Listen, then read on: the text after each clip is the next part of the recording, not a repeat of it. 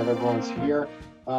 Good evening and welcome to the November 18th, 2021 meeting of Grafton Mass Disability Commission. I'm Roger Trahan, chair of the commission, and I call this meeting to order.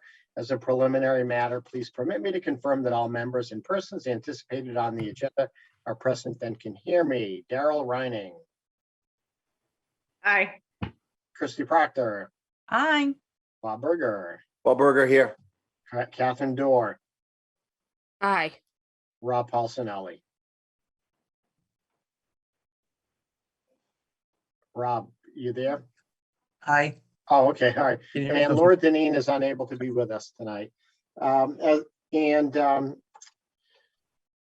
Introduction to remote meeting. This open meeting of Grafton Disability Commission is being conducted remotely, consistent with Governor Baker's executive order of March 12th, 2020, and subsequent extension of June 16, 2021, due to the current state of emergency in the Commonwealth due to the outbreak of the COVID-19 virus. In order to mitigate the transmission of the COVID-19 virus, we have been advised and directed by the Commonwealth to suspend public gatherings. And as such, the governor's order suspends the requirement of the open meeting law to have all meetings in a publicly accessible physical location. Further, all members of public bodies are allowed and encouraged to participate remotely. The order, which you can find posted on the town's website, www.grafton-ma.gov, allows public bodies to meet entirely remotely so long as reasonable public access is afforded so that the public can follow along with the deliberations of the meeting.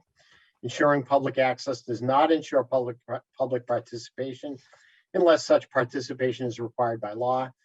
This meeting will feature public comment if anyone has logged in and wishes to speak. For this meeting, the Grafton Disability Commission is convening by video conference via Zoom, as reflected on our agenda, which is posted on our commission's webpage on the town website, identifying how the public may join. Please note that this meeting is being recorded and that anything you do broadcast may be captured by the recording. All supporting materials that have been provided members of this body are available on the town's website. Unless otherwise noted, the public is encouraged to follow along using the posted agenda and meeting packet unless I note otherwise. We are now turning to the first item on the agenda, but before doing so, permit me to cover some ground rules, which we never follow. For effective and clear conduct of our business and to ensure accurate meeting minutes. I will introduce each speaker on the agenda. After they conclude their remarks, the chair will go down the line of members, inviting each by name to provide any comment, questions, or motions. Please hold until your name is called. Further, please remember to mute your phone or computer when you are not speaking. Please remember to speak clearly and in a way that helps generate accurate minutes. For any response, please wait until the chair yields the floor to you and state your name before speaking. If members wish to engage with other members, please do so through the chair, taking care to identify yourself. And for items with public comment, after members have spoken, the chair will afford public comment as follows. The chair will first read public comments / questions received in advance of the meeting, followed by real-time board and or applicant responses. I'll just say that there weren't any in advance questions and there aren't any applicants for anything tonight. Public comments during meetings will be conducted through the chat feature in Zoom, and the chair will read real-time comments / questions typed by computer participants in the chat feature, followed by real-time board / applicant responses. And finally, each vote taken in this meeting will be conducted by a roll call vote. All right. Okay, first item on the agenda, announcements. I did not have any. I typically come prepared, but kind of drawing a blank tonight. So does anyone have any disability / accessibility announcements that they want to share?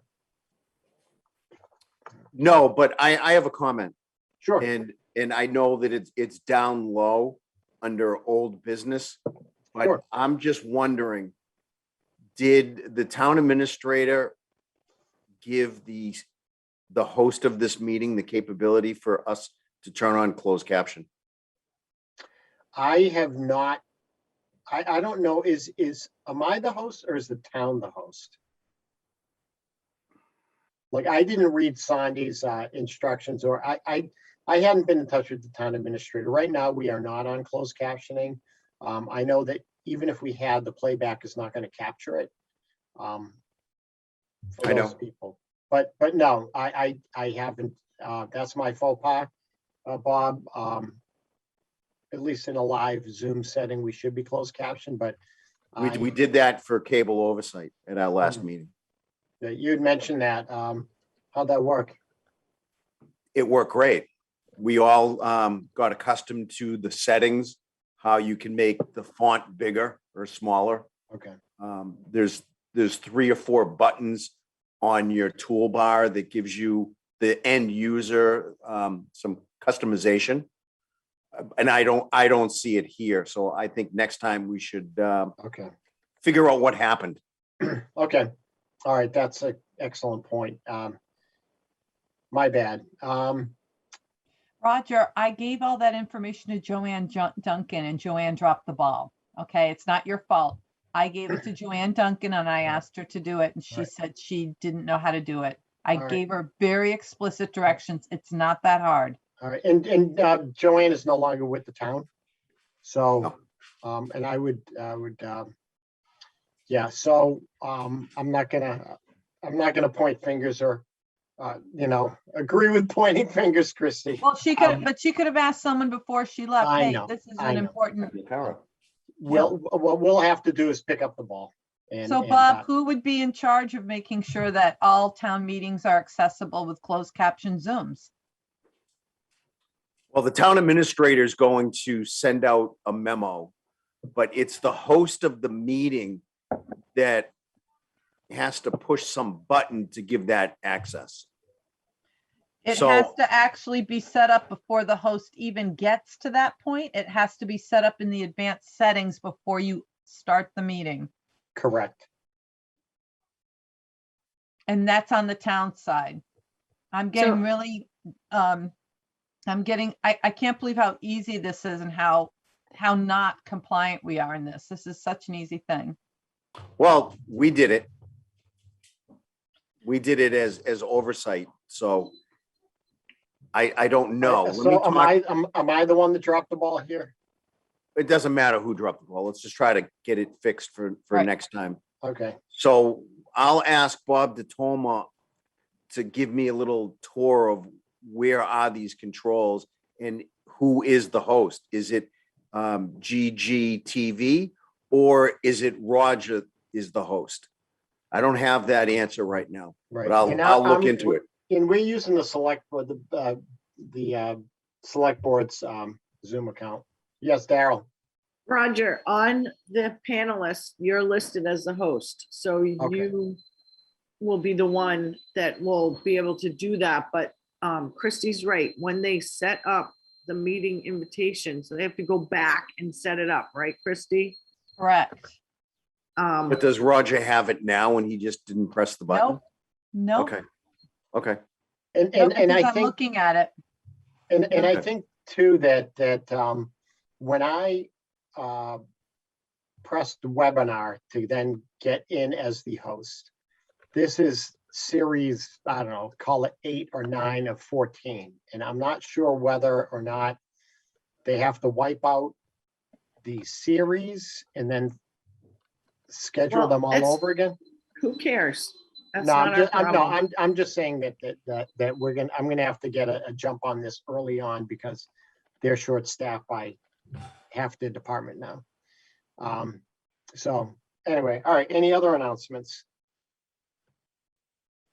Okay, external correspondence, there was none. Meeting minutes, okay.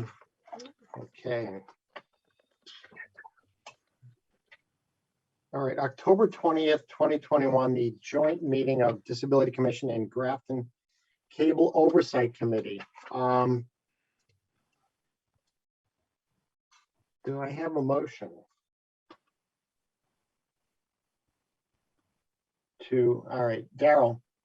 All right, I move we accept the meeting minutes for 10/20/21. all right. Do I have a second? I'll second. All right, motion made by Daryl, seconded by Bob to approve the meeting minutes. of 10/20 of 21. Any discussion on the motion? All right.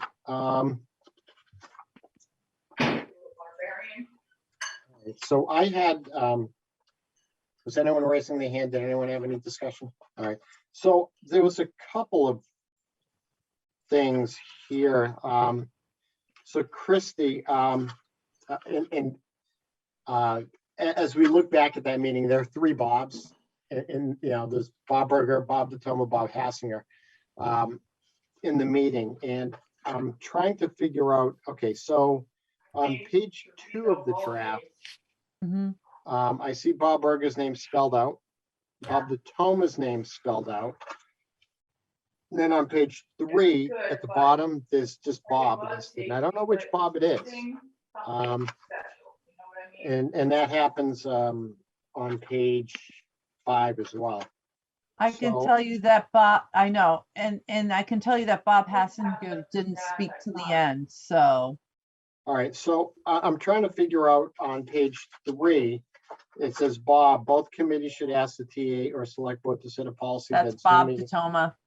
Okay, all right, so if you could amend that to, Really good bolognese has like something. I'm hearing some feedback on someone else's end. What?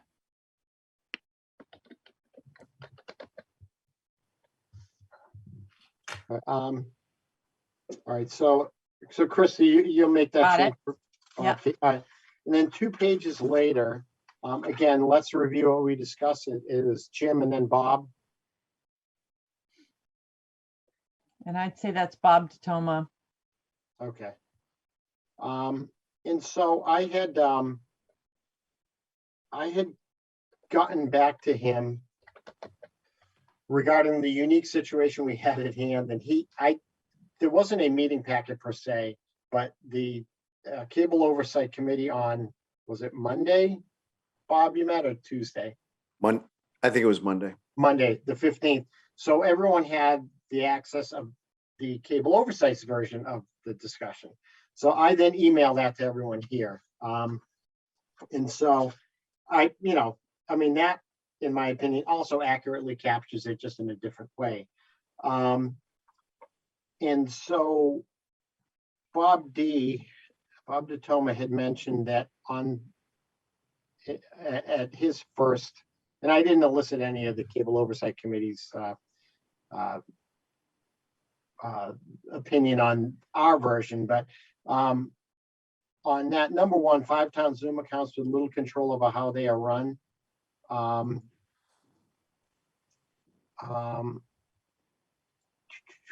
think he had asked that maybe some better wording would have been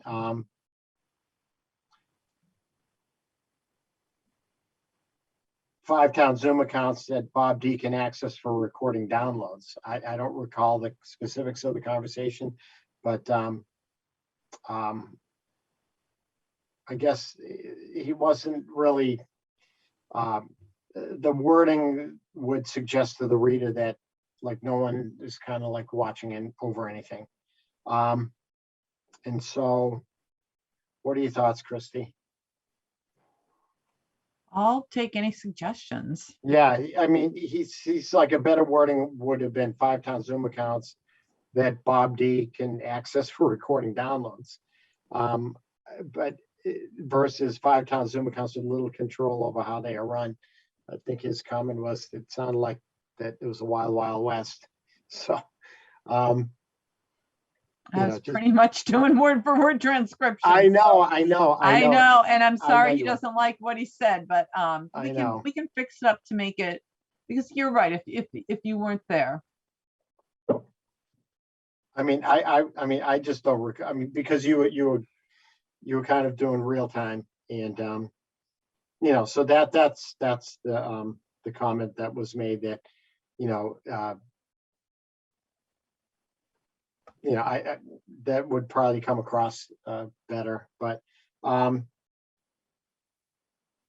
then at the bottom of that page, Laura, it says, we'll call the commission tomorrow and ask about grants for towns for CC. I didn't know whether that was, we'll call the Mass Office on Disability tomorrow. I didn't know what commission for deaf and hard of hearing. What commission are we referring to? There's several commissions. I assume because of Laura's expertise, it would be Mass Commission for the Deaf. But Hard of we don't hearing. know. All right, so, I mean, if we don't know that for sure, I would just leave it as is and not Okay. object to that. And then, that's pretty much it. Now, let me ask you this. I don't want to get all hyper-technical, but I can sometimes do so. So what happens with the joint meeting where we're capturing a conversation of other people and ourselves? And the Cable Oversight Committee is doing exactly the same, and you have these two sets of minutes. Do we submit our approved minutes along with a copy of theirs attached, or just leave them separate? All right, You leave it, if you want my opinion, you leave it separate. okay, We All just want to represent what we I did concur. on our part. right. Yep. But no, but what I'm saying is that each of the conversations encompasses the other committee. It's The other okay. committee approves their own minutes and we approve our minutes. All right, Right. so, all right, that's fine. So even though it was a joint discussion, all right. Right. All right, and, all right, so, any other discussion on the motion to approve the minutes of 10/20 of 21? All right, hearing none, all those in favor by roll call: Darrell Reining, Aye. Christy Proctor, Aye. Bob Berger, Bob Burger, aye. Catherine Dorr, Aye. Rob Paulsonelli, Aye. Trahan, aye, and I declare the motion carried unanimously 6-0.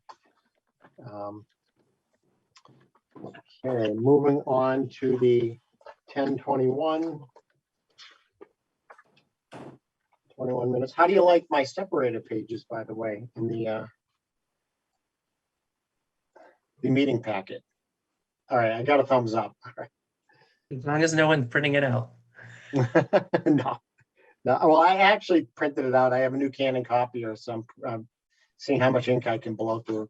All right, so do I have a motion to approve the October 21, 2021 regular meeting draft minutes as presented? Move to approve the meetings as typed from October 20th. No, 21st. Oh, sorry, the 21st. All right, do I have a second? Second. All right, Bob Burger, second. all right. Do you feel left out, Daryl? I don't know, you kind of took a stab at it at the same time, but I'll call that for Bob. Rob Paulsonelli made a motion, seconded by Bob Berger, to approve the minutes as drafted of October 21. Do I have any discussion on the motion? Okay, I'm just looking to see if I wrote any notes. And oh, actually, just one small item. So Christy, I guess you would call yourself the recording secretary.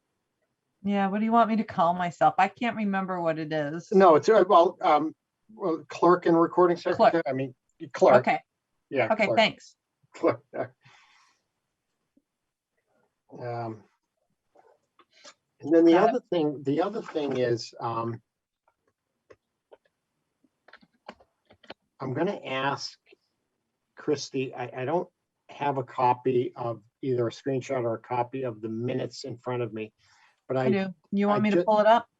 yeah, the last meeting's minutes that not, I'm talking about like the approved minutes. I had a question about, it wasn't entirely clear if I were an outside reader, what the date of the meeting was versus the date that they were approved. On the top, when you submit it? You mean for September or third? No, I'm talking in general. In other words, the way you'll submit these two sets of minutes, and what they say on the top. Right, because I remove a lot of the the information for connecting to the meeting, but No, I no. always have Disability Commission, regular meeting. I always have the date, and then underneath I put the approved date. Oh, okay. All right, Yeah. approved. So All right. like Thursday, October 20th, and so I'll say approved, and then I'll have today's date, Oh, okay, awesome. All right, just but I want to make won't have sure. the time. No, no, all right.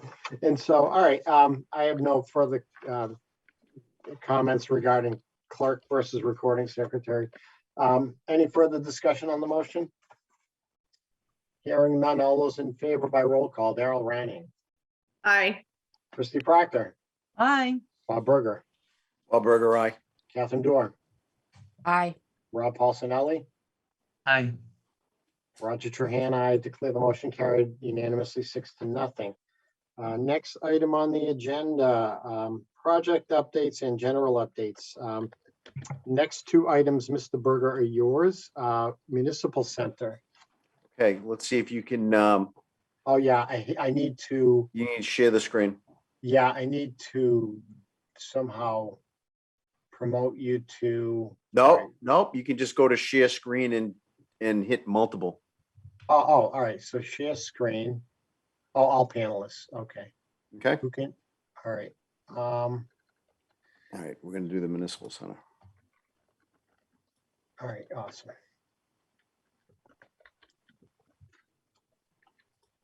Okay.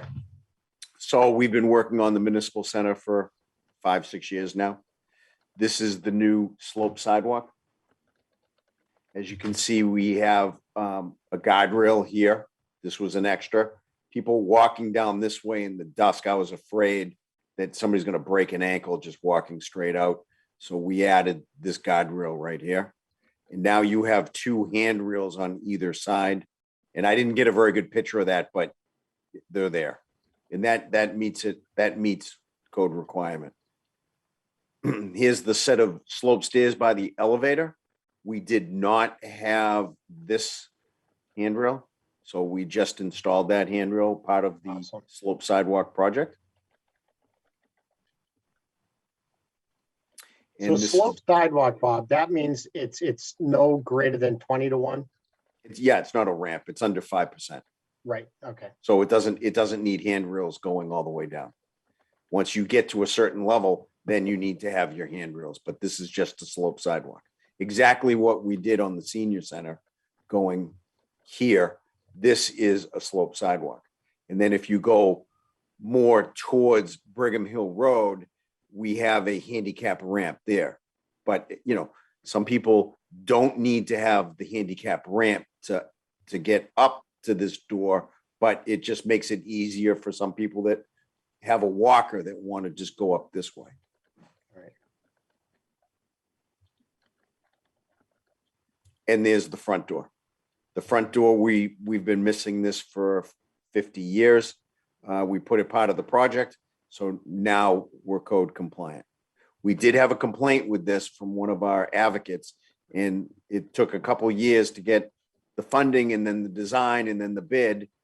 Between these two projects that I just showed you, that is about $85,000. Oh, wow, okay. So I just want you to know, that's why sometimes things do take time, because that was a lot of funds that we had to allocate. Okay, Bob, what is the threshold where you have to put it out to bid for like an entire project? Is it 15, 30, what? if a closed bid is, I think, $50,000, Okay, that's a closed bid. Okay, so any questions on the update on the municipal center? does this, so do we check off some of the items on the self-eval, correct? Absolutely, Awesome. absolutely. Are we gonna, I know you've been monitoring that and I had sent you the Excel. How are we going to, I mean, are you just going to have it like on your, as a document that you'll continue updating, or are we gonna do it on like a Google Drive? How are we? You know what? I'm gonna let the town administrator's office handle tracking that, because they're the ones that are gonna have to come up with the funds and decide what projects they want. So I'm gonna be Okay. working closely probably with William. And I don't know if he's gonna go Google Docs or it's just gonna be in a shared drive in our network. Awesome. Well, this is a welcome change, a welcome improvement and repair. So Oh, absolutely. Okay, I'm Yeah. gonna close that one down. awesome. Now, And I'm Mr. gonna, Berger, if you can share those photos with Roger or myself, and I'll put them right directly. I'll cut and paste and put them in the document for the minutes, please. excellent. And I promised to show you this report. Here's the report. It's Oh. not much of a report, but this is what I got from the accountant. All right. Let me just, as you have that, way back in the day, and this is back in like 09, 2010, I'm just going to write that account number down. 29, 122 280 4220 4233. Yep. All right, thank you. So I just wanted to clarify something from our last meeting. I think it didn't come across right, that an outsider and even some of my colleagues here would have thought that I thought funny business was going on internally when I was referring to the question of why I thought the account balance over the last decade might have been so low, was more on how a third party collects money and then sends it back to the town, and if there's any coding that kind of goes awry in it finally reaching this particular account versus the general fund. So thank you, Bob, for getting that information. And at some future meeting, we could always discuss what are the types of things that we think we would want to recommend the select board to spend it on. this is your money. It's our money, but we have to, if we don't have direct authority to expense it, we can vote to recommend that a specific item and expense, excuse me, to the select board. That's how chapter 40, section HA reads. Okay, Yeah. I'm not gonna argue that because I didn't think it was that way, but okay. I'm gonna Yeah, stop the share. Excuse me. So, all right, so that's 700. All right. Yeah, so the handicap parking violation is $100 a whack. If you could just hold on 1 second. I'm just Jerry. No, it was a different section of chapter 40. Yeah, there was yeah, so we don't have unlike, let's say, the finance committee with their I forget that emergency account that they usually have 75 or 100K in. They can just say, all right, we're going to vote to spend money, and then it goes to be expense. Yeah, we need to make a recommendation to the select board on an expense. So I guess, you know, whatever items we may come before us, and they could very well be on the transition plan, the self-evaluating transition plan, that maybe we can come up with some ideas over the next few meetings to find some way to either expense some or all of that, or hold on to some of that.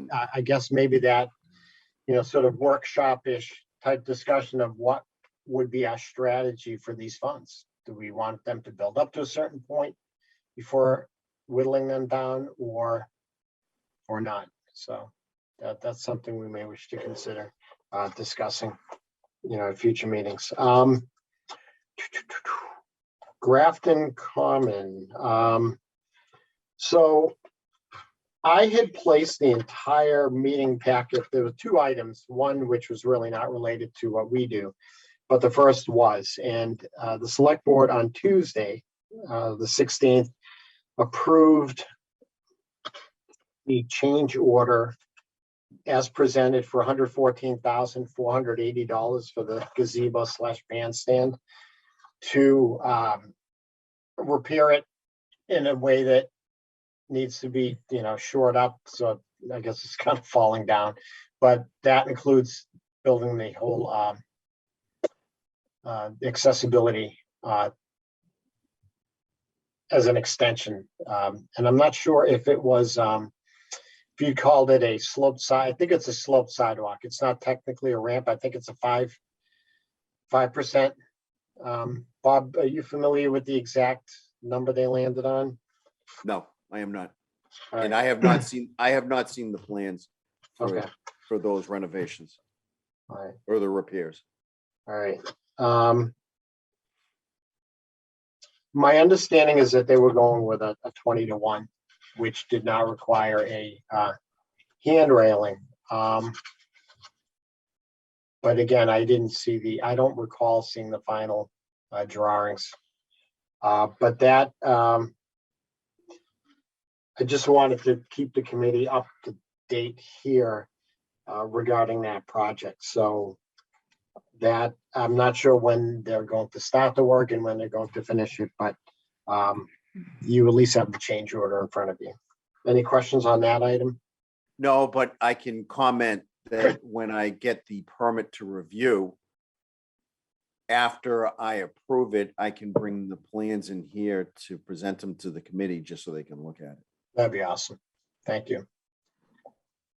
All right, so Grafton Library, I had kind of put that on there as a placeholder. Christie or anyone else for that matter, any update regarding accessibility? I know that Bob, there were 3 items, and one of them, it was interesting, I ran into when I was at the library. It was on the 2nd floor, was the height of one of the shelving. There was some shelving on the upstairs adult reading area. Are there any outstanding items still? They're all outstanding. They're all outstanding. They're all outstanding. They're not done yet. Okay. Is there an ETA on that? No, I think the shelves are stuck in the middle of the ocean. I think Ugh. we're part of that problem. Okay. All right. So what ends up happening? I mean, it's sort of a fact is beyond our control. I know that the library, there's a sign that acknowledges that they're out of compliance and that they're working on it. So I guess that's good enough for now. I mean, if somebody's going to make, let's say somebody's going to make a complaint. And if they make the complaint on this, let's just say the shelving, Right. because the height of the counters is already a fixed item. The bench and the button, I think they're still working on that. So the Mhm. real big item is the shelf. Let's say Right. somebody puts a complaint and it goes all the way to MAAB. They hold a public hearing. We go into the public hearing and we say, look, it's on the plan, but we're stuck because of the pandemic and our materials in the middle of the ocean. Right. And we're just waiting for it to come in. I don't think we have any risk right now on that. Right. And I'll say that the sign also says, if you need any assistance, someone's here to help you. Sure. And so, all right. So Christie, was any other meetings or anything going on? Nothing going on. I went in last Saturday and took a very deep look around and talked to a few folks. And I think their concern is just being able to provide service with their staff. Right. They have very limited they're short staffed essentially. So, but again, I think there was some concern for Saturday hours being 10 to 6 instead of 9 to 5. I think they'll have to figure that out. That's Right. about all I heard. Right. So, Right. yeah. Right. All right. All right. So I've kept that on as a placeholder, and we had you and we still have you, Christie, as a liaison. Yeah. For that project. So I've been just keeping that on as a placeholder, and Well, you can keep it there too for next month, because maybe by that time we'll have the results from the grant that was written. We might have that news, right? So yeah, I'm crossing my fingers. I think in the last 2 years, it was like literally at the end of the year, like the last 2 days of the year. yeah. And but you never know. So I wish there were more money allotted. It's they're allotted, it's a 5-year block for $10 million with 150 different applicants, not different towns, but 150 applications over the course of probably 80, 90, 100 different towns. Okay, subcommittee update, Disability Commission charge, Christie and Rob. Thank you for having met. And I had forwarded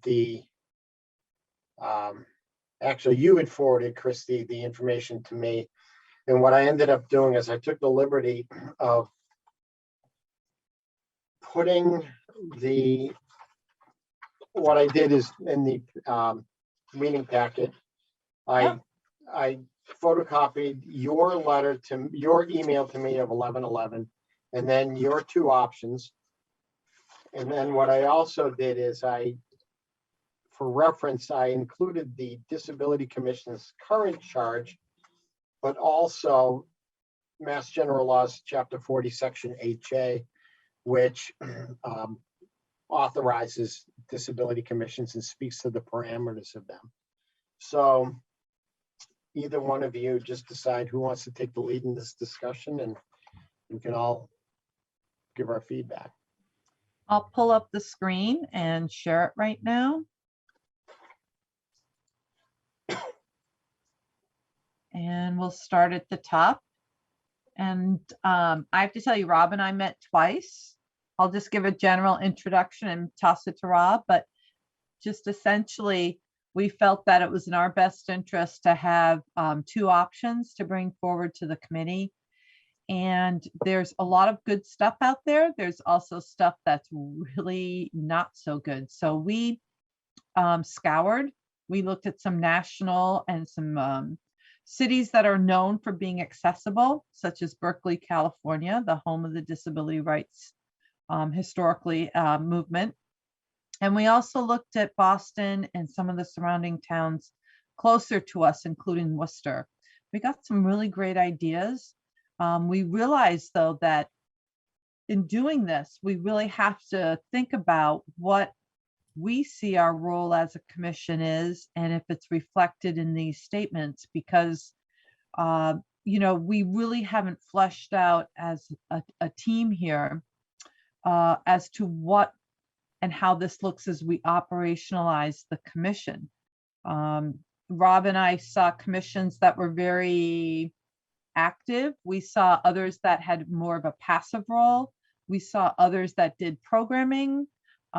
We had others that were really involved, probably pushing more towards a diversity and inclusion model, to those that only really focused and included mostly the senior center staff from the town on their commission and running the commission. So it was a good educational experience, I think, for Rob and I to take a peek around at things. But as we did, I'm just going to say up front, this is by no means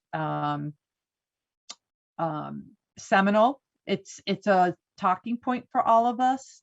And I think Rob and I both agreed that we'd like to present what could happen if we took what we have and just updated the language, which is option 1, or if we take a look at option 2 and start fresh with even renaming our commission name and looking at a few more progressive ideas. Rob? Sure. So, and Christy already referenced it, and a great introduction. One of the things that we really got to talking about, I think, when we started thinking more about option 2, I think we voiced, things that are directions we might like to go, but we thought it would be a really good discussion to start by thinking about what we really do want to see this commission doing, and that we kind of then work back from there.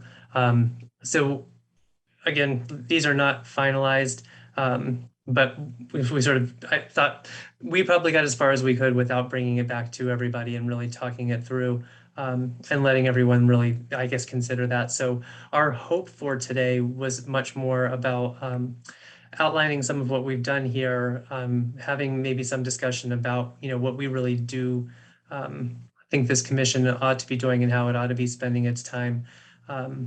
And then maybe taking that information and having everyone think about, both options a little bit, as well as anything that maybe, we didn't consider or didn't include in either of these options. And then maybe next month, sort of revisiting all of this, and really thinking about then what is the right charge really for this commission, including the name.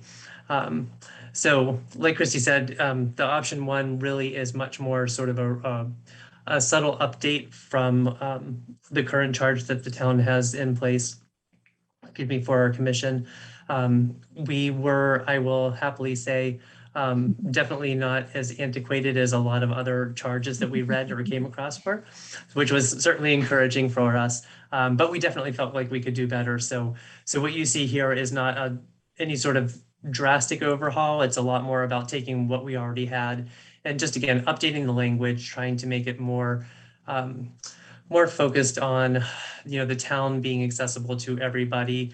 That was really, I think, the underlying theme, and that sort of tone, that it's about, again, it's about accessibility. It's about us supporting different parts of the town, whether it be the town government, businesses in town that may want, support from us, as opposed to, again, hyper focus on people with disabilities and, that they need all this help, because there was a bit of that tone, to the charge as it was previously written. So that's what this option one is, that predominantly. I believe the first paragraph was reworked slightly. The second paragraph is, I believe, verbatim, but definitely you'd have to compare them side by side to be sure. There might have been a small change, but by and large, that sort of language was kept the same. And where we really focused our attention then was on those bullet points. And again, just trying to update those and then make them, I don't know, just a little bit more sort of where the culture is right now, in terms of, speaking about people with disabilities. So that was option one. For option two, those first two paragraphs we did just carry over. So those are the same, but again, sort of the meat being those bullet points. These we really, I guess, started more with a, started from scratch. We really didn't start by looking at what we had and trying to then make updates to it. It was really thinking about, again, maybe what Christy and I think in terms of what this commission ought to be doing and how we, ought to be spending our time and taking it from there. So, yeah, and the name change as well, I think is just sort of, again, reflective of not putting the disability first. The idea is that, this is about accessibility, making sure that we're seeing that role as making sure everyone has access to what our town has to offer. So, I don't know, Christy, what else am I not saying that we should put out there? I would say that we tried to use action verbs. Yes. That were that really represent what we as a commission could do. We weren't trying to overstep our role or try to assume authority that we don't have. So we were very cognizant of that as we wrote this. And we were also trying to catch some of the tone, I think, of what we're trying to do, the attitudinal disposition of this commission. And I really liked when Rob added that, we really want to make sure we think about all the perspectives and the ways barriers can manifest, because for the most part, when ADA first came out, it was all about physical barrier, and now it's really more about attitudinal barriers. That ableism that comes into play, that people think things should be done a different way, and they always think about for the middle of the road typical person, and they don't really have the sensitivity to people with disabilities. So I really I really like the fifth bullet here, and I'm just gonna use my encourage and value communication with community members regarding accessibility, barrier removal, and disability awareness. And this may be something we want to go towards. Again, it's always a discussion by conducting outreach activities, collaborating with community partners, and other activities as deemed appropriate. Again, I'm not, we're trying to stay within a commission role. We're not trying to storm the town with disability activism. We're not doing any of that, but I just want to point that out, that I think this is a huge step forward, that last bullet, from where we were when we read the mission when we first reconvened back in 2018. This is a huge step forward. So whichever one we select or marry, but this really is, you know, the mission, most of the seminal part of this is that we're committed to assuring that all people have the same opportunity to participate in all functions involving living, working, and enjoying recreational activities in Grafton.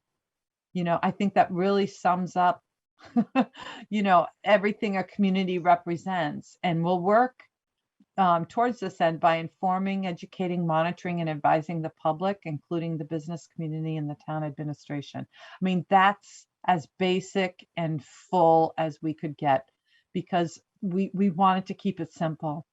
We didn't want to become this document that no one reads. We want to have a very, I mean, it's not t-shirtable just yet, okay, but it's getting there.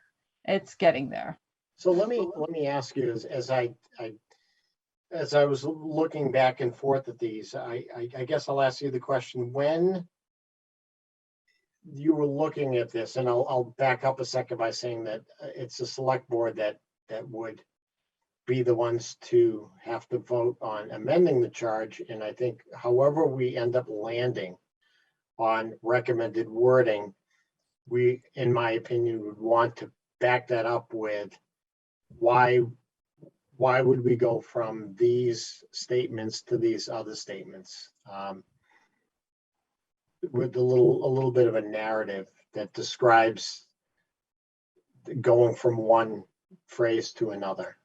The other thing I had looked at is, and I think we had agreed that some of the wording about the quote unquote problems of people with disabilities, that was actually parroted from the general laws, of which I put Chapter 40, Section 8J in the meeting packet. So I guess, Christy and Rob, when you were drafting these two versions, had you also look at the sort of mandate of how what a disability commission shall do? It didn't say may do. So we may accept the provision of this general law for the select board to put the committee together, which the commission together, which it did. But then there's these shall statements about research local problems. So, I mean, the state law, the wording is kind of like choppy and lousy in different areas, but we can't ignore those sort of mandates. I wouldn't go so far as to say that we need to ask the Division of Open Government or the Mass Office on Disability for their quote unquote approval for how we want to proceed. But I have to mention that Jeffrey Dugan at the Mass Office on Disability, having looked at our current charge probably about a year and a half ago, thought it was spot on. But here we are speaking about that it's not spot on, and and aside from the scope of what we do, we had discussed starting at our last meeting about all the different areas where we thought the wording was really not the best. So had you looked at the wording of this state statute, Rob and Christy, when drafting these? So no, definitely not. And again, for option one, it was really reworking the old one. Right. So it wasn't, if the old one met the standard, the new one should as well, because the only differences would be things like, rather than saying, you know, people with disabilities, you know, specifically as a targeted group, it would be that everyone can access. So it was those types of changes that were made. So just by virtue of the old one seemingly meeting those standards, it should, the new option one should similarly meet those standards. I'm more than happy, though, I think over the next month to take some time and going through, you know, a little more point by point, just to make sure that there isn't an important omission between what the statute is and what we've included. Does anyone have any thoughts on preferring one over the other? Well, just a second. I just want to tell you that we did not change the mandate and the statutory authority that comes from the Disability Commission bylaws. That has stayed the same. We just didn't add it in. It just says that the commission shall be comprised of. That's still the same, that the majority of people who will serve on the committee will have a disability, because that's state law. And we want to comply with that mandate. Right. And I think that when you look at the range that we saw, Roger, I'm shocked, because I saw some very progressive things that talk about people having equal access to town facilities, services, programs, and they really laid out everybody in town who needs to comply. And I think we stay within the mandate that we have to provide information, referral, and guidance. And the technical assistance can be deemed as whichever way we choose. Again, some people really push it into private agencies.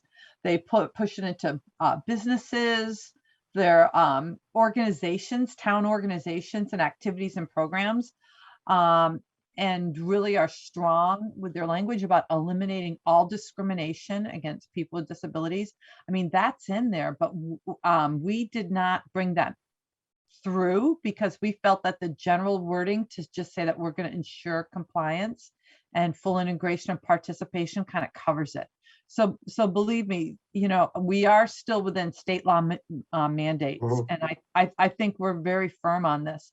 I'm a little surprised that Jeff Dugan would agree to using the word handicap, though, in our past mission statement, because that language, maybe Jeff doesn't have a disability, but it's insulting to the rest of us. So I don't know why he would say that our mission was okay. I'm a little concerned about that. So maybe he didn't read it and just saw the gist of it, but a lot of our stuff does comply. And again, there's a lot of license to think about how we either carry out programs or we coordinate things. But we do have that still within the state law mandates. I'm really confident with what we have here. Okay. Yes, Daryl. Sorry, I had to make my family be quiet. I could read your lips. So looking at the state law, the only thing I don't really see in our statement is a huge one, actually. Review and make recommendations about policies, procedures, services, activities, and facilities of departments, boards, and agencies of said city or town as they affect people with disabilities. So it's the policy part that I don't think we are looking at specifically in our charge. I got that, Daryl. Okay. So make recommendations of policy, and that's just town policy. It's not community or private entities. It was just town, right? Yeah, I mean, it's number 4 in the Okay. law. So, Okay. I mean, the whole law is written very archaically anyway by the standards of how we use our language at the moment. Okay. So, but yeah, it says review and make recommendations about policies, procedures, services, activities, and facilities of departments, boards, and agencies of said city or town as they affect people with disabilities. Yeah, and Christy, that was Yes, that was Rob. bullet point 2 in the option 1. It was from the Yeah. old charge. Right. It was there, and we actually didn't use that same language, so that would be an easy integration, I think, to include that, you know, when we're talking about, I think it was the consulting piece, and I'm sorry, flipping back and forth on my computer here. So probably, yeah, down into like the third bullet point on option 2, where we're talking about consulting with public and private entities, to include a little more language, you know, specifying that, or include a separate bullet point more directly about the policy, because I think it's a more than fair point, Daryl. And so did anyone have any general comment about whether they preferred option 1 over option 2 or vice versa?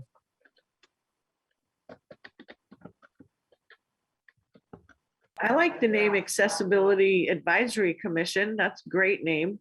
That's what and- Worcester uses, right? Yes. And I do think I like number 2 with some amendments. I think it describes it much better with less discriminatory language. All right, well, I'm gonna. So let me ask, let me throw this out there. I know that there's various committees and commissions that have been created over the years, and a lot of this is by citizen initiative to say, I think we need to talk about a certain issue, let's form a committee, okay? Under option 2, some of the bullet points regarding fostering equal access, consulting with other public and private entities to ensure many and varied perspectives are taken into consideration on decisions impacting civic and community life. I didn't know if that was sort of too broad, that a lot of that may sort of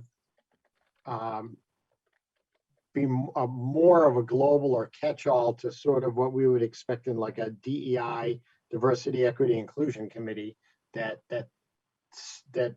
was more global versus something that stuck more closely to the general law, but was maybe a little bit more broadly worded, somewhere in between. So I didn't know if someone reading this would think that our scope was really more than it ought to be, because we had talked about this in the past about how broad a scope or how broad a brush do we want to paint, and whether we're asked to be doing too much.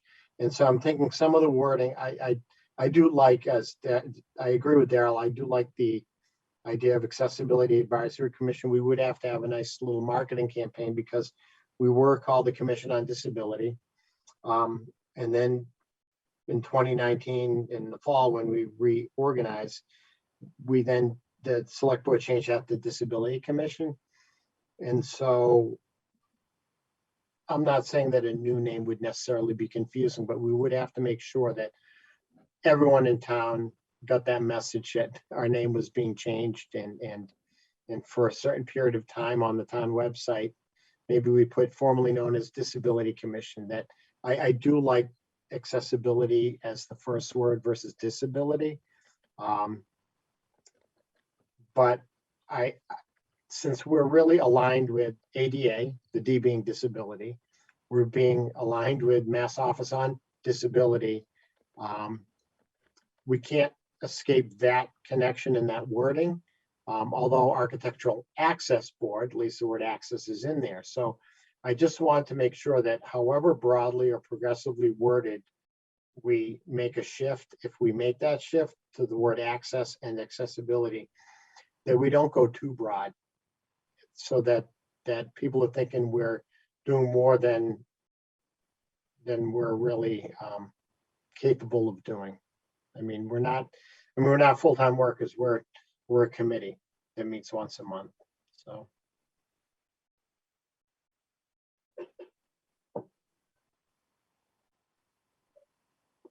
Catherine, I just figured, I was like, I may as well ask you outright.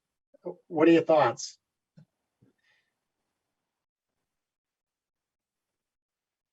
Well, I agree that the wording is a lot better. Because you looked at the old charge and it was like, ugh. But the name change, like I understand both of your points on it, because there is, yeah, maybe putting accessibility first, literally putting accessibility first might be a good thing.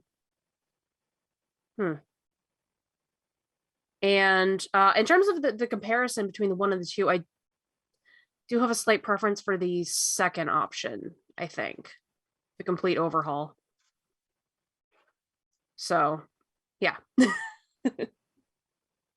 So does the overhaul, I'm thinking, does the overhaul, I guess the overhaul has to encompass enough of however worded the general law. So.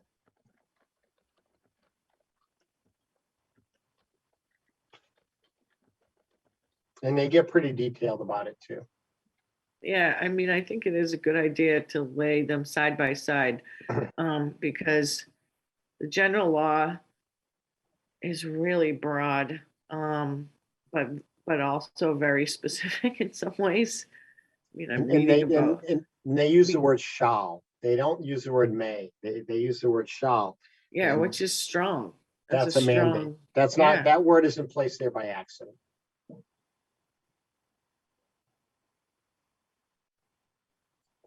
Let me ask you this. I know we're all busy people. I'm wondering, do you think this is worth tackling in a workshop meeting? Or do you think we can tackle it without having a really long drawn out meeting within our regular meeting?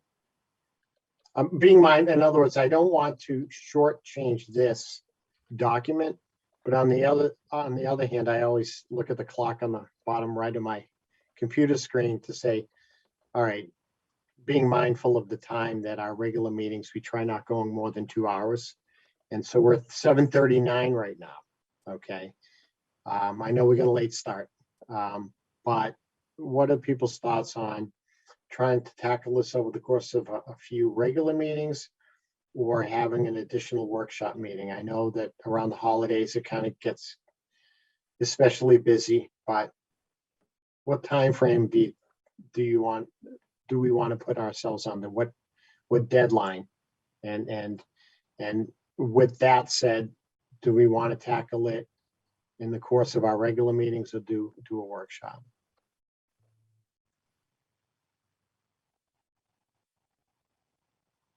Yeah, right. My 2 cents at the moment would be, especially with the holidays coming, that we might benefit from everyone if they can find some time on their own time to maybe look at them a little bit more, make some suggestions. Again, I am very happy to do the side by side because I do think that's a very good exercise. Right. So I can bring that back for the next meeting, and if everyone brings back maybe thoughts. I've heard, and I know we haven't actually voted, but I think it was 3 people at least now, sort of indicating the second option might be the preferred. And not to speak out of turn, Christy, but I think she and I both were leaning in that direction as well. So it seems like that might be the one worth spending a little bit more time on. So if we all spend a little bit of time, and like I said, I can do the sort of those side by side, but we could also have everyone come back with thoughts, suggestions. And again, I think, as we said earlier, with that mind for what do each of us really see this commission doing? What are we here for? What are we doing? If there's anything that we've missed or need to highlight better, really bringing that piece back. And then seeing where we are. If it's a couple small tweaks, maybe we're done. If not, maybe it is time for a workshop, but that'll be in January. Like Catherine. Yeah, I kind of agreed with what Rob just said. Maybe like we all take a little while in the next month to just like sit down and see what we would say. And then like maybe if we couldn't reach a general consensus in next month's meeting, then maybe look towards doing a workshop in January or February to figure it out fully. Mr. Berger, any opinion? No, I'm just taking it all in. All right. All right. I just figured I'd ask, Yeah. In the back and forth by Seafolks kind of taking a more passive role in the discussion, I might point people out like I did Catherine. No, I actually think that what Rob is saying is right on spot. I mean, let them do their thing, and then in January, present it back to us, and then we'll take it from there. And maybe January, February, we may need to do a workshop to clean it up. But I think they did great work with what I've seen. Right. And I say, let them keep on going, and let's see what it comes out to in January. And maybe February, we might have to tweak something here and there, and maybe you could do a workshop. But that's just my opinion. Right. And I'll have to give a shout out to Rob and Christy for the work they've done. I had no idea until the 11th of November. And by the way, Christy, when you sent me that email, I don't know, it didn't end up in my junk or my spam. I just didn't see it. And I was looking for another one of your emails. So I typed in the search function, Proctor. And all of a sudden I saw that and you're like, please put this on the agenda. Please put this in the meeting packet. I almost missed this entirely. So I was like, I wonder if Rob and Christie have met. And so I'm pretty impressed. Thank you for the amount of time and thought that you've put into this. Yeah, it's, I think it needs to be cleaned up. And I think that it allows us an opportunity to really just reintroduce ourselves to the community.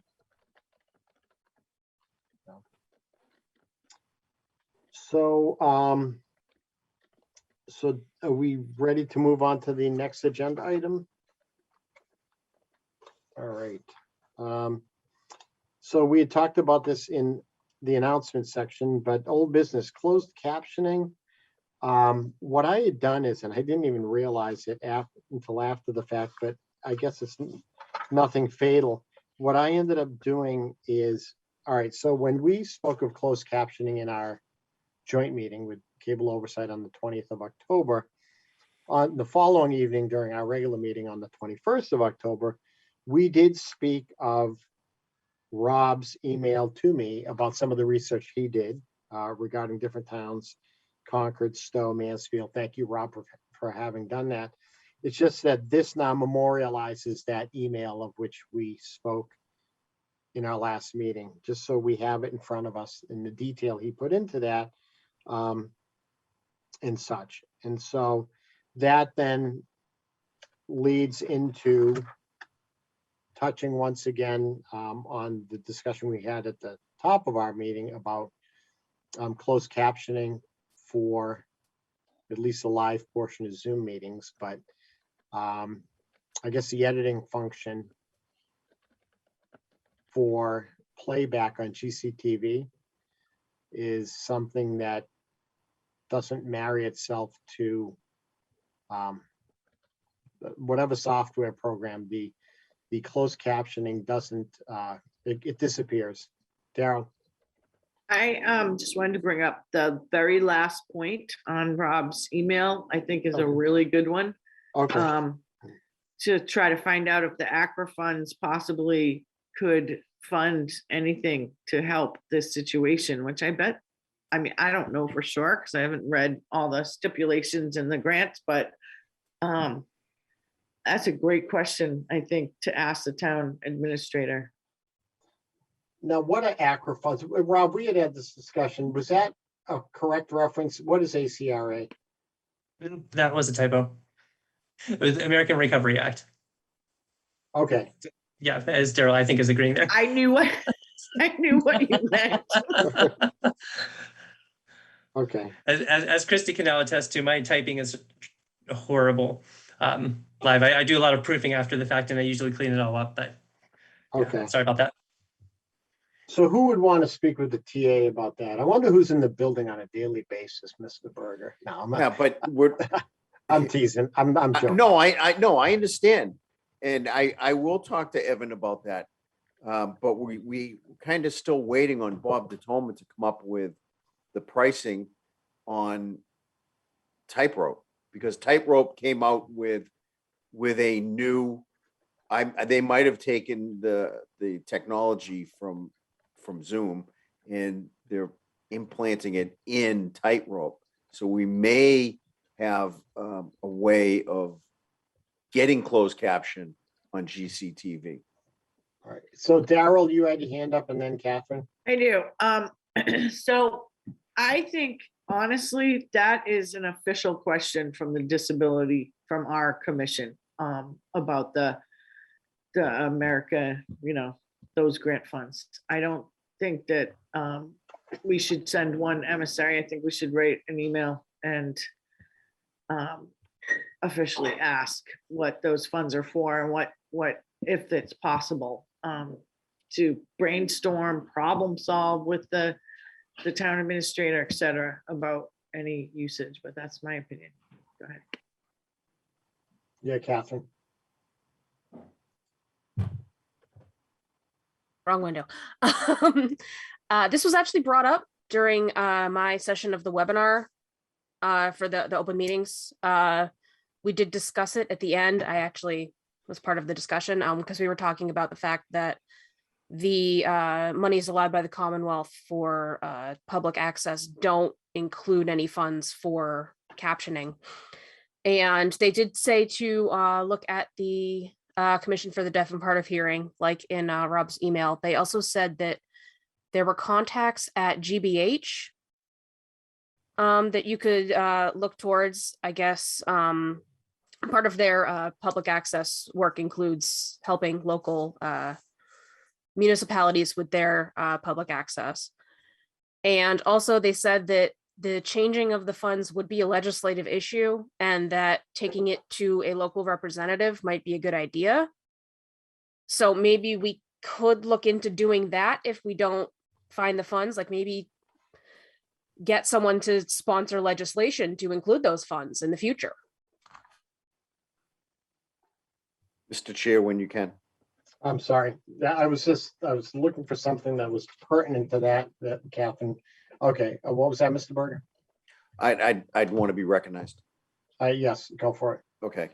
So I don't know what funds we need right now for and we're just talking about closed caption for GCTV. Is that what we're discussing, or is the discussion more broader than that? So right now, we're just discussing closed caption for GC programs that we put on television. That's the discussion. So I don't know if we need any extra funds to get tightrope to do what we want until Bob comes up with that price. And the price that he's come up with, just, guessing at that price, I think it's kind of reasonable. And I think we can afford that. So I don't think that we're going to have to go to this extra effort to get additional monies, because I think that GCTV may have the funds to do that. Remember a couple of meetings ago, I said, let's try to tackle one channel. We've got 3 or 4 channels, but let's just try to tackle the government channel and see what we can do with the government channel to get closed caption on there. And I think the number was maybe $5,000. $5,000 Per channel. to do so many minutes, right? And of course, that's not a human being actually typing like in the courts.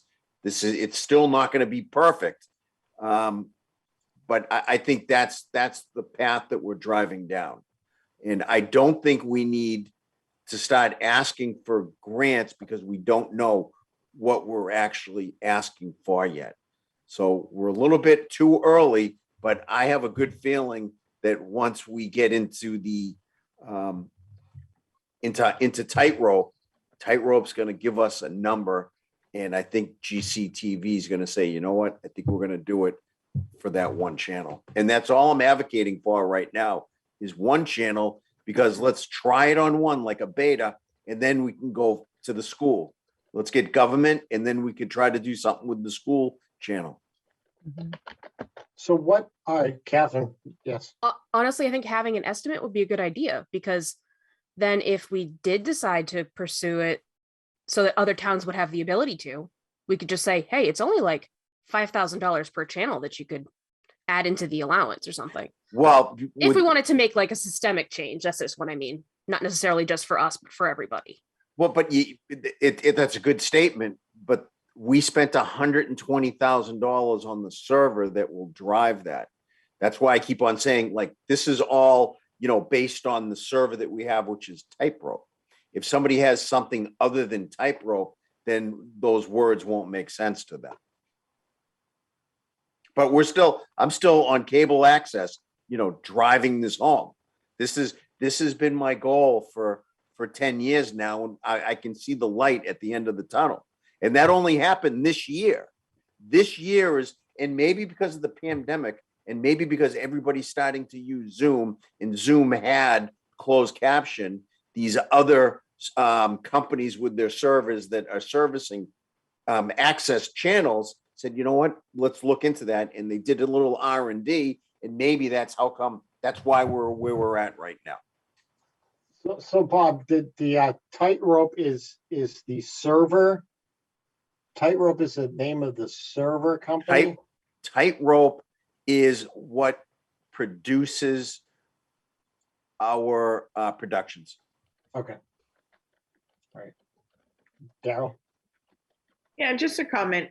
Thanks for all that information, Bob. Totally agree. Like you gotta bite little chunks off at once, and that will be a big coup.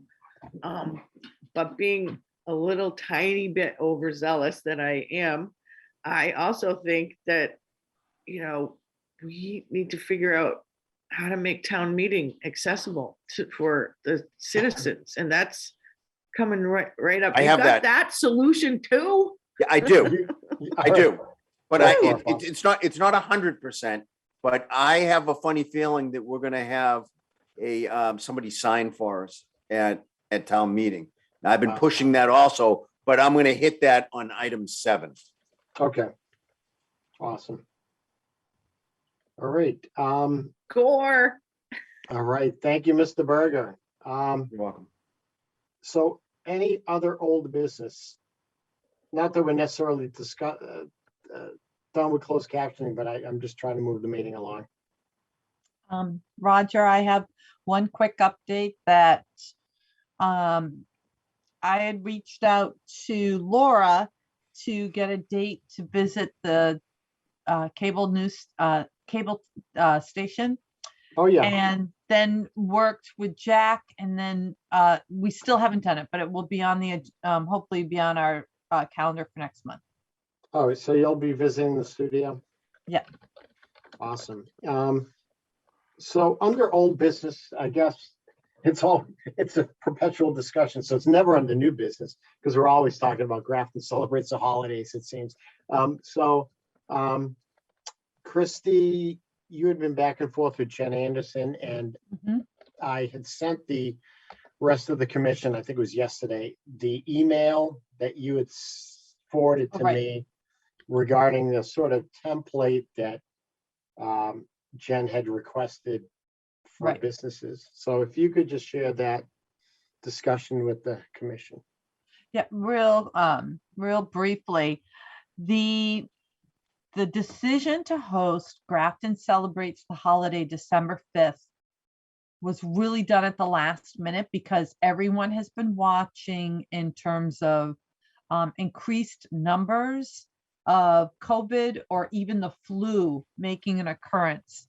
So this decision was made very quickly. There wasn't a lot of time to move. I jumped in last week and left a message with Jen. Jen got back to me Tuesday and told me essentially on Tuesday, I need this pronto because it's already too late to try to go back to the people who are involved and do much. And I just, and she said, for next year in the application process, we'll ask for more information to be able to promote this, but I just need something for the brochure. And I said, here's something for the brochure. Here's something for the website. Just be prepared, as the host of the event, we should have something, and something's better than nothing. And that, as you saw in the email, that we really do want to encourage and promote that persons of all abilities to take part in this event. So if that's included in that, I think it's a trifold brochure, and then people can go to the website for more information and work it that way. I told Laura this is very doable, and that this first step would be a big step. And she agreed. She's going to try. So we'll see what happens when the brochure comes out. I'm not even sure if it will make the cut, but the plan is at least to have something on the website. When you say Laura, you're talking about Laura Deneen? Oh, excuse me, Jen. Harlower? Jen Anderson. Jen Anderson. Okay. All right. So Yeah. So Jen was very happy to get something so early because she really was going to go to the printers. She wanted it Wednesday by noon, and I got it to her, I think, Tuesday afternoon. right. And I think that our discussions that we've had over the past couple of years, I think it's probably, we could certainly provide some overview of some of the architectural stuff that seems to be more prominent regarding some of these venues. Mhm. But I think it may be beyond the scope of what we do to sort of, I mean, absent a self-eval of each venue, could we ever put our mark or stamp on any particular venue being accessible? I'm sure if you went around each of these private businesses, even if you could get in the building, there may be areas regarding turn radiuses and bathrooms and other things that may not be truly accessible. So, I think that moving forward, we may be able to try to put together some of the considerations that are the more prominent ones regarding accessible venues, including, aside from barriers and removing them, sensory spaces and things like that we touched upon as well. So at some point, working with rec, maybe we can come up with a brochure that speaks generally, not just around the holidays, but generally about what are some of the ways that businesses, this wouldn't be Jen, but one for the business community and one for recreation. What are some of the features that we call accessible and friendly, so to speak? I think we could sort of tackle that in 2022. I think people would welcome that. I think a lot of people really just don't know what the rules and regs are. And aside from sort of the mandates, until you educate people, they really may not look upon, like, just say like bathroom facilities, all the ways just a single bathroom, when you talk about full access, what that really means. And so I think this has been a sort of 2-year discussion. And it just happens to have been around Grafton Celebrates the Holidays regarding all the different venues. But I think it's a more broad topic that we can try to maybe start to tackle in 2022 regarding, this is a year-round issue. And it isn't just one that is about Grafton Celebrates the Holidays. It goes to option 2 of our charge, making Grafton more welcoming and more accessible. So I just wanted to put that out there as to, and I'll ask the question, Christy, was she looking to sort of look for some checklists as to what a business may try to advertise regarding their own venue being quote unquote accessible? Nope, she doesn't have the room. She didn't have the time. She Right. just wanted a sentence for the brochure. Okay, And she does have the checklists I gave her in the past, and she Okay. hopes to use them for the future. all right. So this wasn't ready to roll when the decision was made to Sure. go. So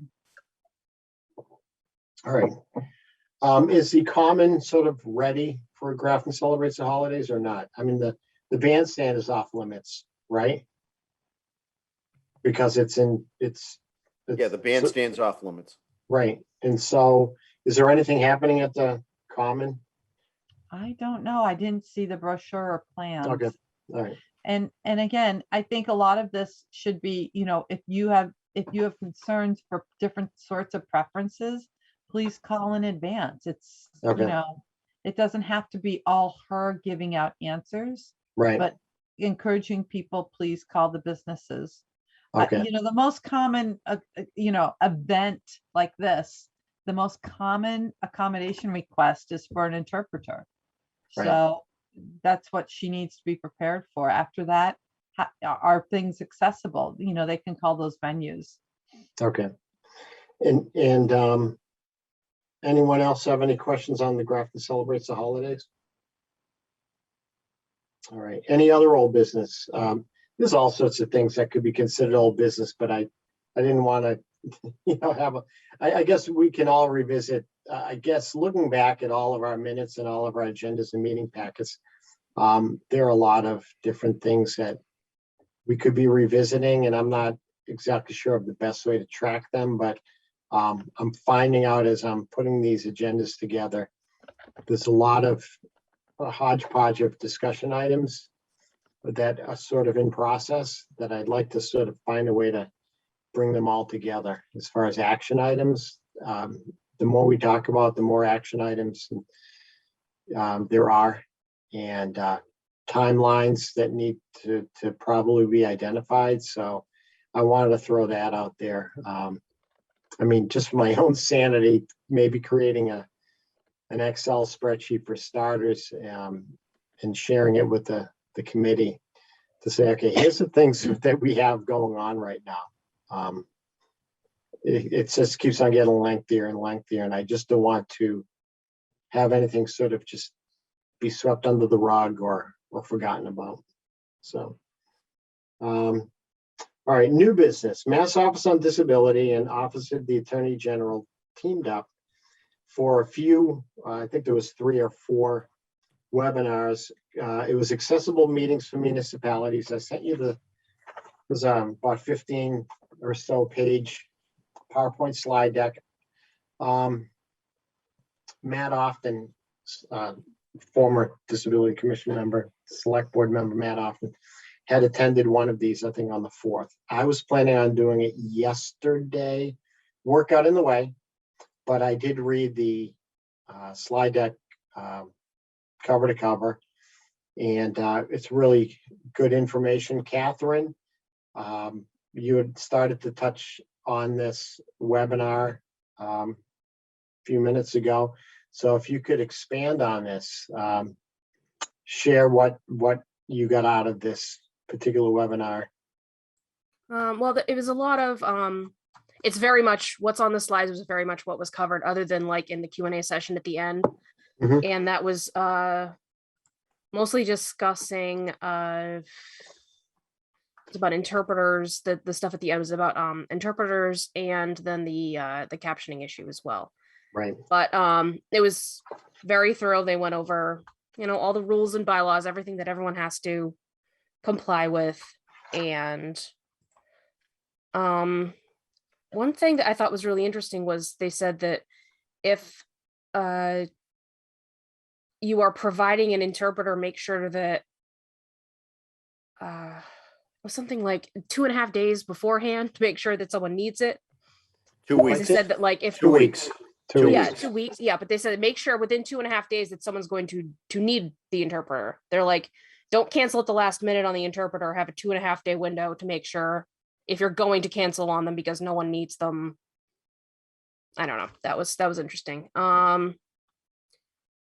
And yeah, the ladies who gave the presentation were very nice, and they were very willing to answer questions and everything. And they went over at the end, they went over all of the resources at the end on that last slide. In the downloadable version, those are all links, that last Yes. slide. So, and they talked a little bit about the Municipal ADA grant program and how I guess the decisions are going to be coming up in the next few weeks, they said. So we might not have to wait till the end of the year. Oh, good. I would like to not have to wait. Yeah, they said that's probably going to be in the next few weeks. So Awesome. and then it'll Awesome. start up again in August. So Catherine, I'm glad you mentioned the links section, because the PDF, which I turned this into a PDF to then consolidate for the meeting packet. I kind of ran out of time, but I was remiss, but ran out of time. And my plan was, and I didn't get to it, was to actually unlock those hyperlinks. Some of them were lengthy, and so I wish there were like tiny URLs. The PDF version that Matt sent, and I think that you forwarded to everybody, should have the links at the end. Right. So and so all I would say is that the more that I really dig into reading the stuff on the Mass Office on Disability website, the more I realize, the more I learn, the more I realize how much I don't know. So I would just as an invitation to everyone here, start perusing that website. There's a lot of good information and resources on that site to really get answers and really, as people as our name and our charge gets out there more, people will be coming to us for these type of answers, and I want to be able to become more familiar with them. So I found that more recently I've been going on the MOD website, and I've been finding it to be very useful. I don't know how many folks have been doing that or have done that in the past, but it's just my recommendation that a lot of good stuff on that site. So They actually gave a book recommendation during the presentation. oh, they did. One of the presenters used accidentally ableist language, and someone called her out on it. Mhm. And she showed us this book. It's called Demystifying Disability by Emily Ladau, and it's very easily Googleable. And it's about basically like a guide to being, it says it's actually the summary here says it's an approachable guide to being a thoughtful, informed ally to disabled people. But I'm sure that even people within the disability community could learn from it too. It's how to like rethink about some of the phrasing that we use and things like that, and how to not be accidentally ableist in your actions and words. So Mhm. thought it Mhm. was really interesting. And what's the name of this book again? Demystifying Disability. Okay. I'll actually put the title and author in the chat for everyone's, including Christie's. I'll tell you, we have come a long way, in recent years, and I'm going to say maybe I'll just take a stab at it. 15 years ago, the general laws, a lot of them are sort of cleaned up. I can't say they're entirely cleaned up. Honestly, they speak of vagrants and wanderers, and they use the word crippled people. They use the word invalids, stuff that is archaic and just demeaning language. But it wasn't until recently that even the legislature took action to remove all of the, there was like a clean sweep of a lot of the wording in a lot of these general laws and such. And so anything we can do to sort of steer away from that ableist attitudes, language, and behavior is a good thing. So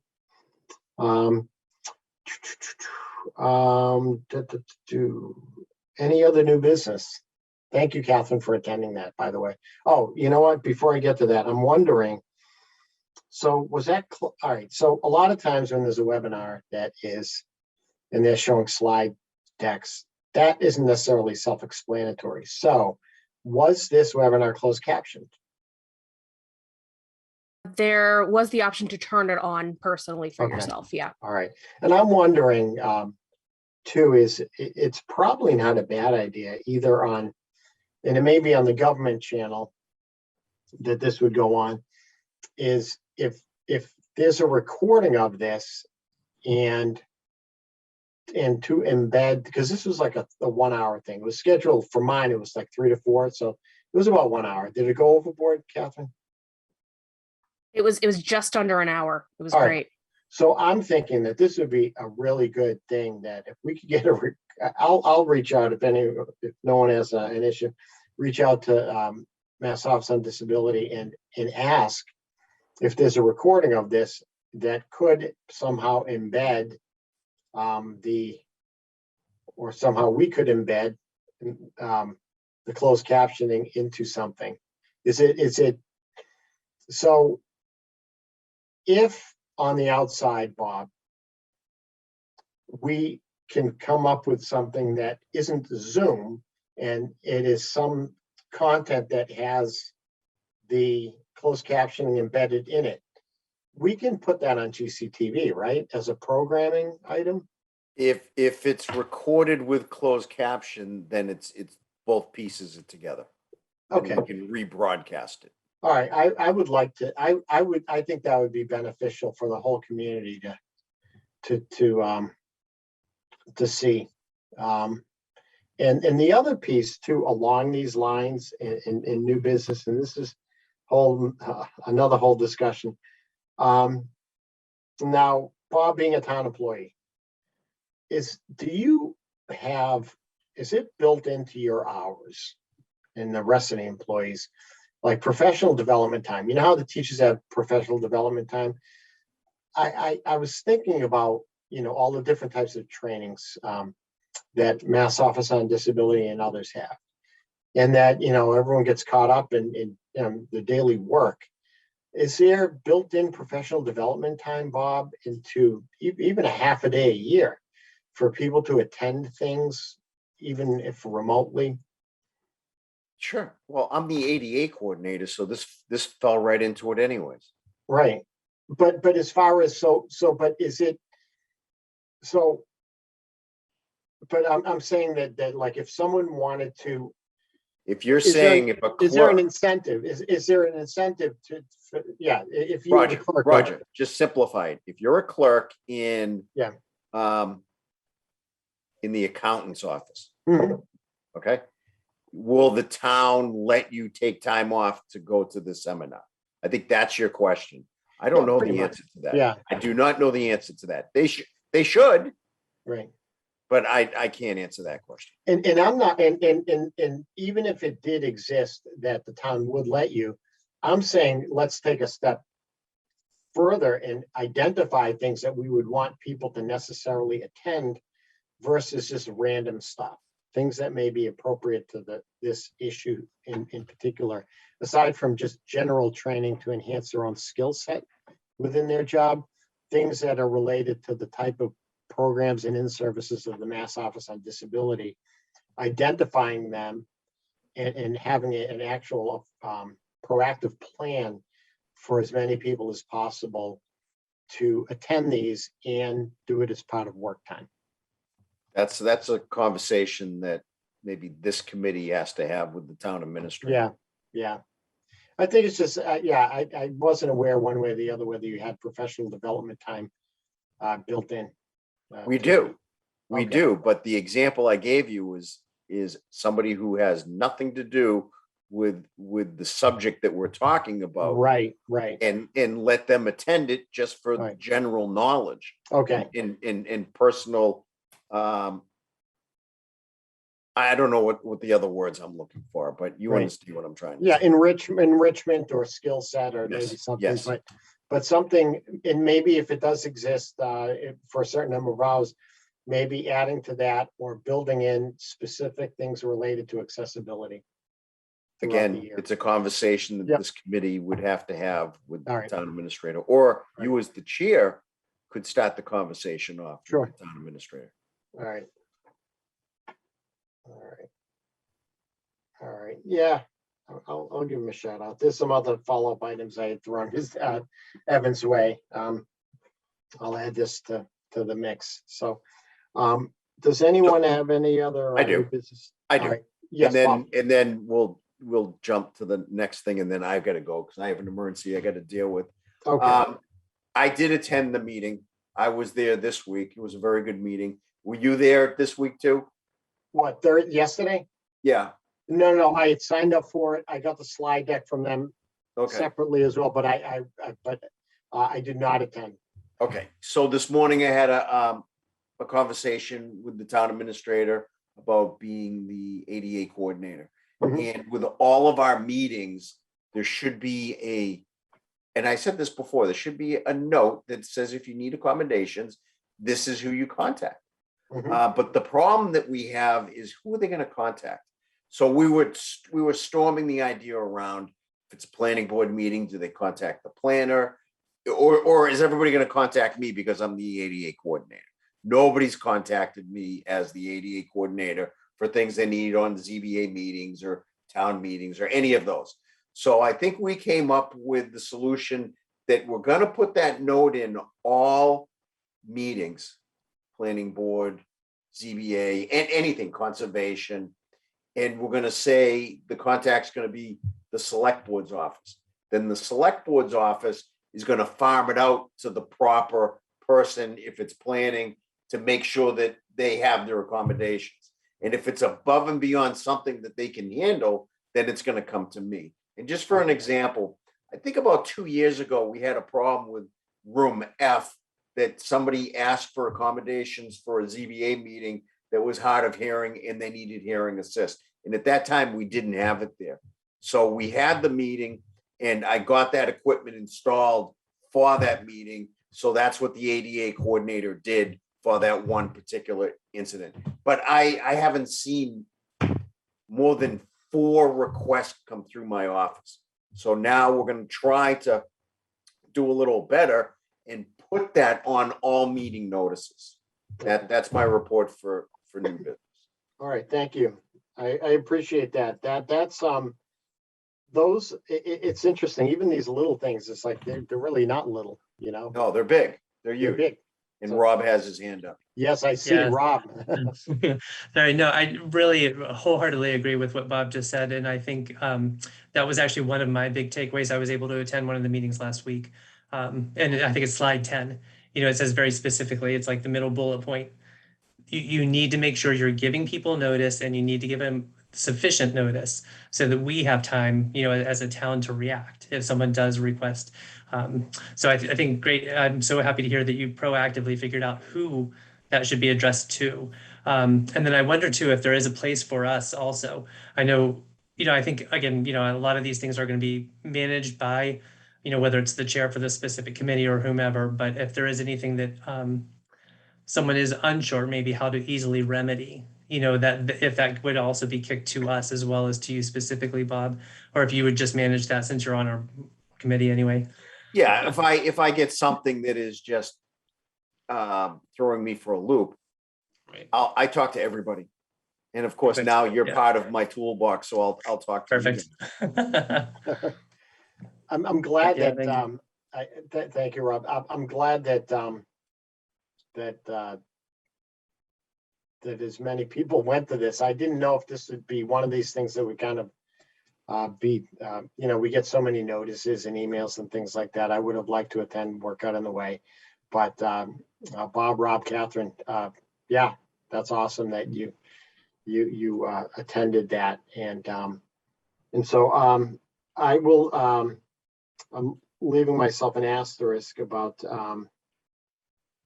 getting that on to see if that was recorded with embedded closed captioning to put on the government channel. And actually, it's of general interest in my opinion, so maybe it would be the other channel, that can be both, right, Bob? If something kind of overlaps, it could be shown on government and Absolutely. the Absolutely. whatever the other Yep. one's called. All right, excellent. All right, so without any new business, our next meeting is Thursday, December 16th. That probably seems to work for everyone. It's early enough to the holidays that it's not, you know, Christmas week. Let's see. So we're done with new business, right? All We're right. done. All right. I will accept the motion to adjourn. Make a motion, we adjourn. All right. Motion made by Bob Berger to adjourn. Do I have a second? Second. I'm going to give that one to Second. Daryl. Daryl raised her hand. All right. I'm not sorry. All right, Bob, you kind of at the same time. All right. Bob made a motion. Daryl seconded. All those in favor of adjourning, Daryl Reining, Yes, aye. Christy Proctor, Aye. Bob Berger, Bob Burger, aye. Catherine Dorn, Hi. Rob Paulsonelli, Aye. Roger Trahan. I declare the motion carried. This meeting is adjourned at 8:22 p.m.